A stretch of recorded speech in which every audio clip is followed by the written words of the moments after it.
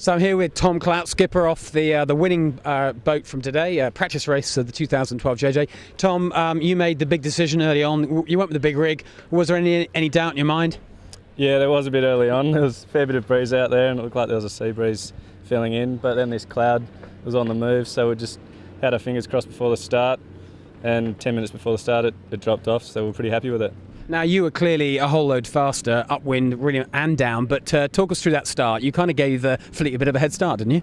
Yeah, I gave Woody a bit of a nudge up the bum, which I've got to say sorry for. But we did our turns and stuck to the right.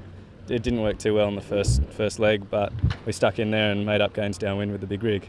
Now, upwind, downwind, it looked to us like your biggest game was downwind. How did it feel to you, up and downwind? Yeah, well, towards the end of the race, the breeze had filled in, and so the little rigs, the loss wasn't so big. But I think downwind we had the bigger sails and just could go lower and faster. Now, upwind, you didn't seem to have a lot of interest in covering Cocko. We saw you taking full opposite strategy, upwind. What was the chat on board at that point? Oh, you know, it was the invitation race. Didn't want to get him on a bad side too early, so just played it fair, I guess. Now, long way to go. Obviously, the JJ for real starts. You'll take the race win today, I know, but the real thing starts tomorrow. How are you guys looking for this event? Yeah, I'll take the win today. Take it however I can get it. But we've been putting in some hard work in the lead-ups, and the boat's going pretty well.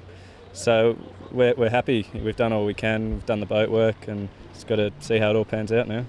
Well, it was a ballsy call going with that big rig, and for that reason, plus the fact that you got it around the track in great shape, as well as winning today's race, you also win. Bob, if you can just come in here and just explain to us what this is. This is the great book, isn't it? This is the hot off the press. The ink's still wet on this. This is the Galloping Ghost, who we were saying before. Robin Elliott from New Zealand put this together. A lot of research, 10 years of research. In fact, it puts a lot of meat and gravy on all those old stories, and there's some great photos of all the old boats. So, Tommy, well done.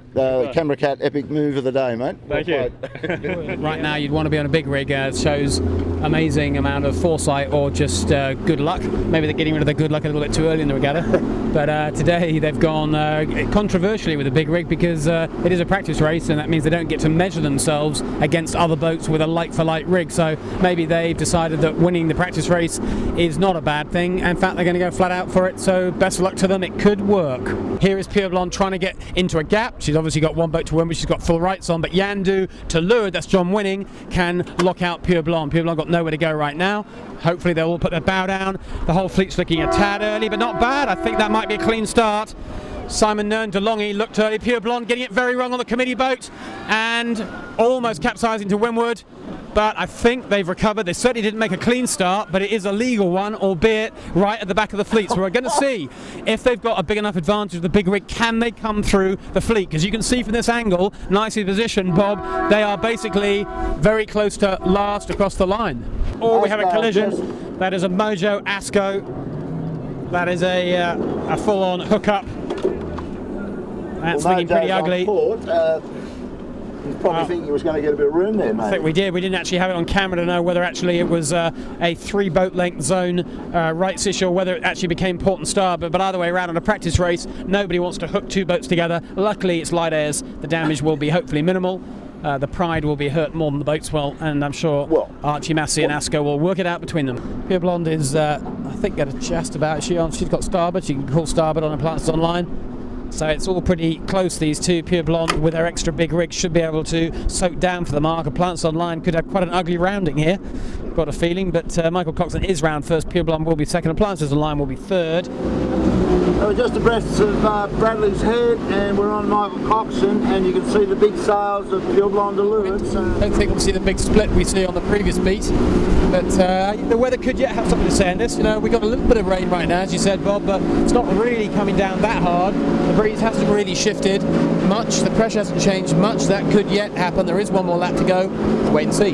Cocko is really limited, as you said, and funny enough, right now, this tight angle, the smaller rig is probably the faster way to go, Joe. So this race maybe isn't completely in the bag, and Pure Blond suddenly realising that far from having a gentle 2-sail cruise to the finish and start thinking about the story they're going to tell on the bar and the speech and all that, suddenly the pressure's on. Oh, they can hear them talking about the big knot, the big pressure, a big chat from the sheet hand saying, watch out, big puff coming, bow down. They are laying this, but only just. It's very close, Bob, very close.